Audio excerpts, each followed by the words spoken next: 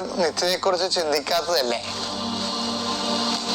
നിത്യതയെക്കുറിച്ച് ചിന്തിക്കാത്തതല്ലേ? ഒരാള് മറ്റു മതസ്ഥനോട് ഒരു കാര്യം പറഞ്ഞു, ഞങ്ങളോട് കാശ് ഉണ്ടാക്കാനേ പറഞ്ഞിട്ടുള്ളു, അതെങ്ങനെ ചെലവഴിക്കണത് എന്നോടെ കുറിച്ച് ഞങ്ങൾക്ക് അതെങ്ങനെ ചെലവഴിക്കാമെന്ന്.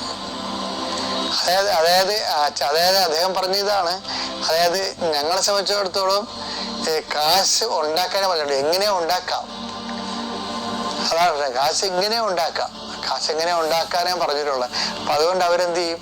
എല്ലാ മാർഗങ്ങളും ഉപയോഗിക്കും.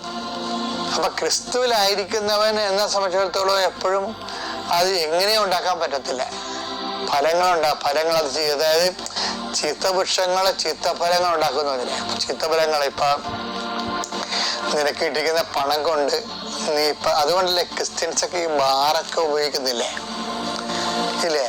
അപ്പൊ അവരുടെ മുമ്പിലുള്ള ഓപ്ഷൻ ഒന്നെങ്കിൽ ബാർ അവര്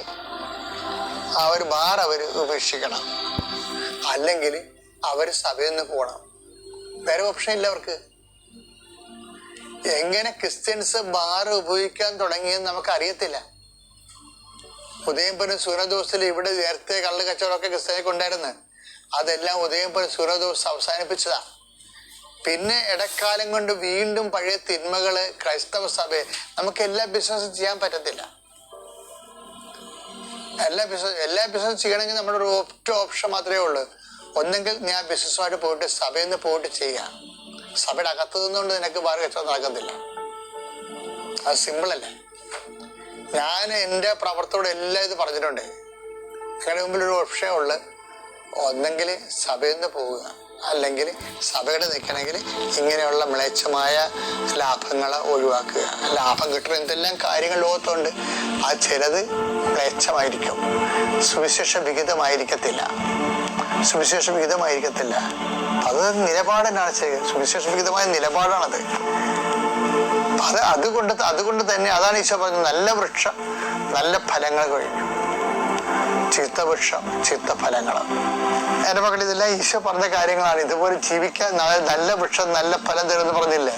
നല്ല ഫലങ്ങള് പുറപ്പെടുവിച്ച് ജീവിക്കുന്ന 10,000-കണക്കിന് മനുഷ്യര് നമുക്ക് ചുറ്റും ഉണ്ട്. അവരാണ് നമ്മുടെ ഭീഷണി, അല്ലാതെ പിശാചല്ല ഭീഷണി. അപ്പൊ അതുകൊണ്ട് തന്നെ അത് സാധിക്കുന്ന കാരണം തന്നെ